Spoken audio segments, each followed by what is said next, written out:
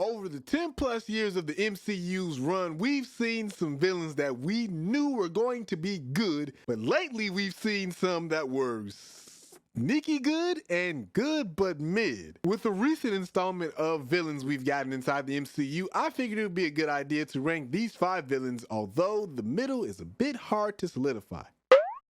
And you might be thinking, what the heck is a pseudo rank?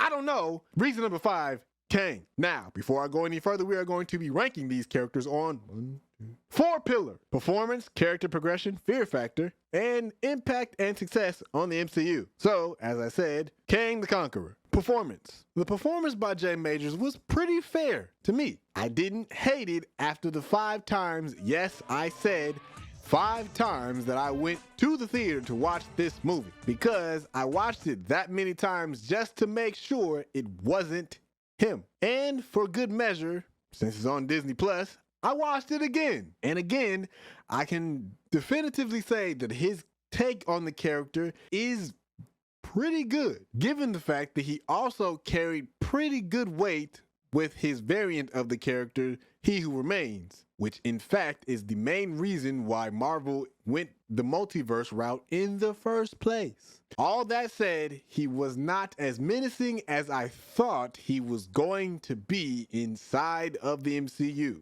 Or not as menacing as I probably might have liked, but the performance was good and palatable enough to understand who Kang was. But the backstory leading up to him is the thing that we have to do, or had to do, more work in, and we didn't. So, next up, character progression is where I'm going, because Kang's character progression is dodgy at best. Specifically because leading up to him arriving inside of the MCU, we've only seen him once before as a different variant that was not at all who he is or who he's told to be inside of Quantumania. The fact that they only say he and him when they refer to him without saying his actual name, it basically says that he's this really big menacing force inside the MCU, which we've never established.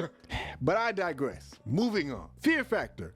I would put this at an 8. Again, like I said before, everyone refers to him as he and him and the Conqueror inside of the quantum realm.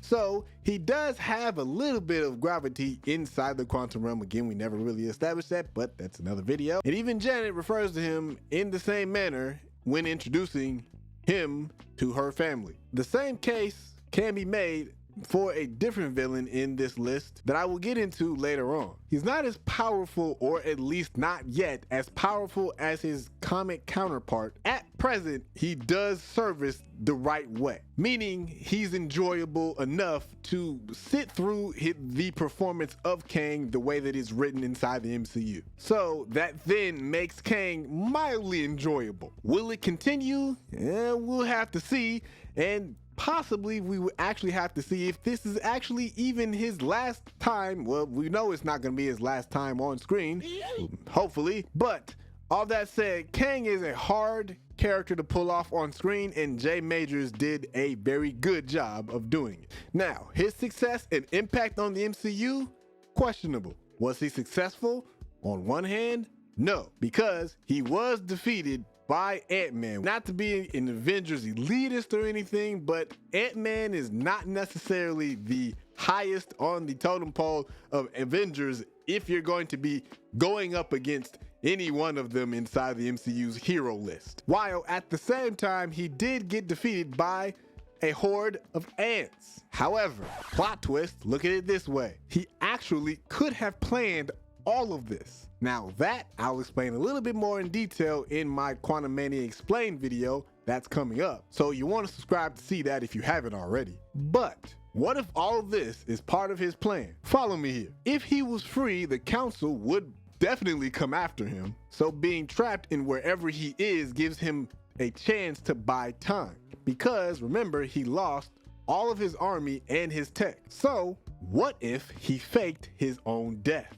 And it's possible because it happened in the comics twice. So his impact on the MCU is still being written. Well, not right now, but you get what I'm saying. Reason number 4, Thanos. Now, performance A1 by Josh Brolin. his portrayal of the Mad Titan is as close to the comics as we could have gotten. Although I understand it is not spot on and definitely not as bloodthirsty as the comic variant of Thanos, but he's very good. Even given the fact that we cut out a 45-minute scene of him getting the Infinity Stones, which if you've read the Infinity Gauntlet, oh my goodness. But what we see of him on screen versus what we see of him in the comics is, again, slightly different, but still good. Oh, and a fun fact about Thanos here, his end credit inside of Avengers in 2012 was actually played by a different actor. And he's a black man too. Thanos' character progression, really good as well. For me, Thanos is a multitude of great character layers like anger, rage, and at the end, peace. Even though that peace is terrifying as well. Fear factor, 8.5. While he's no Supreme Thanos at all, he still is pretty scary because his reasoning for doing the snap in the first place is still understandable to something that someone could do in real life. Again, as terrifying as that thought actually is, and then specifically carried out in a more terrifying way. So that leads me directly into his success and impact on the MCU, which, I mean, is there any other type of impact that you can have without taking lives for 5 years? I mean, he's probably the only fully successful villain inside of the MCU to date, literally making half of the Earth's population disappear with a snap of his fingers. And in the current stage of the MCU, present day, everyone is trying to figure out what is going on and how they fit into this new post-blip world. Speaking of figuring out the post-blip world, next up on our list, reason number 3, Loki is the catalyst of all that we have inside the multiverse saga so far, from what we can see inside of Loki season 1. But his performance, or should I say, the performance of Loki by Tom Hiddleston is, and I probably could say that for everyone, A1. I mean, for me, it is probably one of the best and hardest to top inside of the MCU, and as an OG character, still relevant inside of the multiverse saga. There's a lot of gravity that Loki carries inside of different phases of the MCU, literally helping form the initial phases of the MCU and also carrying the same weight inside of the newer phases in the multiverse, or even more weight, I should say. Hiddleston's performances on screen, in my opinion, have been strong in each of his on-screen performances, both in big screen and small screen, with his latest appearance being the most memorable in the entirety of the MCU. His character progression, literally going from the god of mischief inside the MCU to an anti-hero that we kind of want to root for. We've seen Loki progress over the years beautifully, which his layers have included I hate everyone to I have so much compassion for whatever is going on inside this multiverse thing, and how do I figure it out? What is going on with my life? And now, yeah, there's so many levels to Loki. Now, his fear factor, 7. Looking back on his initial feats as a villain, they were interesting, but interesting in a way that led to more questions. Like, is he really menacing? Nah.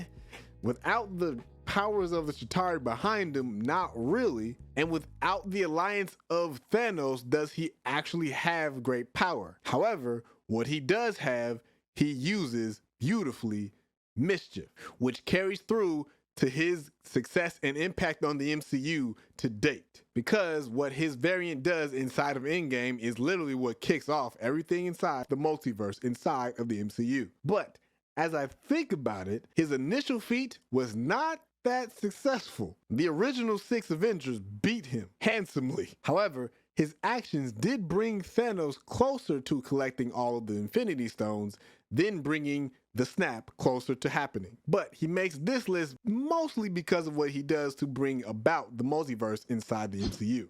That leads me into the High Evolutionary, and the performance by Chikuji Iwuji is amazing. So amazing that during the film, while watching it, I hated this man's guts. So amazing that while watching the film in theaters, I felt every bit of when he said, "Stop, for God's sake! There is no God! That's why I stepped in!" No, sir. Man, what? I hated him for that one line inside of that movie so much that I wanted to throw my popcorn at him, and I love movie theater popcorn. And then I verbally voiced this to myself. I'm not rude. I will not do that to my fellow moviegoer. That man's performance was A1 top-notch, absolutely beautiful.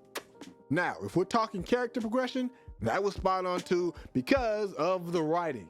It's probably one of the best I've seen in the MCU to date, inside of one full story in one movie, with no backstory on this character prior to, or very little on this character prior to, for the majority of the audience, and still portraying this character very, very well. Because there are many levels to High Evolutionary and the things that he thinks about and does on screen. Because old Wyndham, aka Herbert Edgar, that James Gunn decided to give us on screen inside of this beautifully created movie for this character, I don't really have many other words to say but beautiful. Because this man is a slightly bent mad scientist thinking that he's doing good for the entirety of the galaxy. Cruel to the point of his fear factor is 9.5 on this here list. His plan in his mind actually, to him, again, makes sense. Build a perfect society with imperfect situations, and then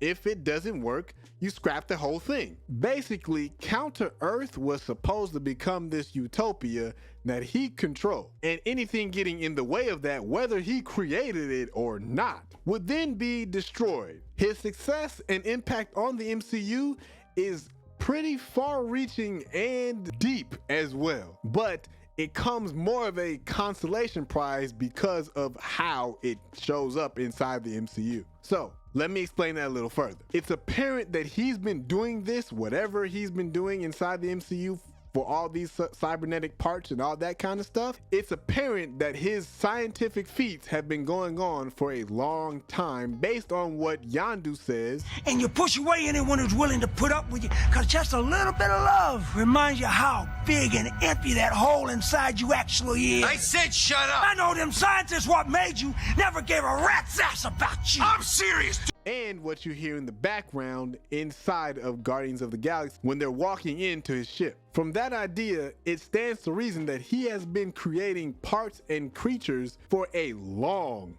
time. Last but not least, Eric Killmonger. Now, the performance by Michael B. Jordan, again, spot on in terms of realistic performances by or for an MCU character. And in terms of villains, one for the books. Direct, straight to the point, no fluff, slightly menacing in the beginning, but way more in the end. And everything you need to have inside of an MCU villain is found inside of Killmonger. So MBJ gave a fan's dream performance of Killmonger I will never forget. Now his character progression is dark, but it works. Because when coming to Wakanda is not just to overthrow, just to be overthrowing the kingdom for overthrowing's sake. The mission that he was coming to accomplish was way bigger than that, because he wanted to know why Wakanda stayed in the shadows for way too long, in his opinion, not caring about the 2 billion people that look just like us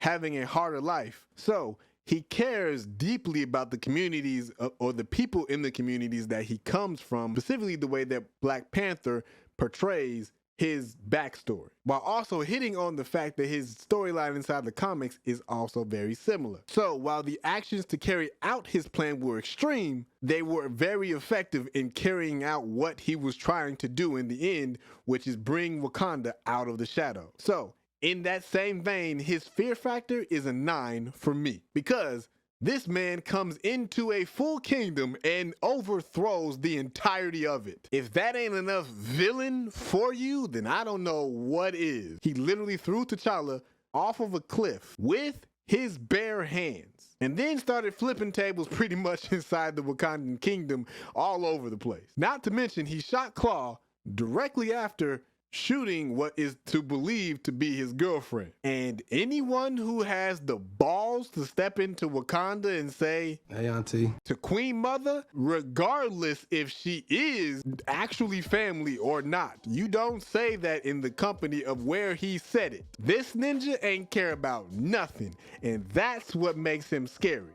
He didn't even care about dying in the end at all. His success and impact on the MCU is felt more so when you get to Wakanda Forever, because he was successful to a point. After the battle with T'Challa at the end, he does leave a mark. He left such an indelible impression on T'Challa that he forced him to bring Wakanda out of the shadows, while also bringing vibranium with it, which we uncover a little bit more inside of Wakanda Forever, specifically understanding that there's way more vibranium inside of the earth than we thought, which then arises a greater conflict around this great mineral inside of Wakanda, which we may see play out more inside of Captain America New World Order, as well as the Thunderbolts. And one side note here, Killmonger is the reason why Shuri dons the Black Panther suit at the end of Wakanda Forever, because inside of her suit, the design of it is very much inspired by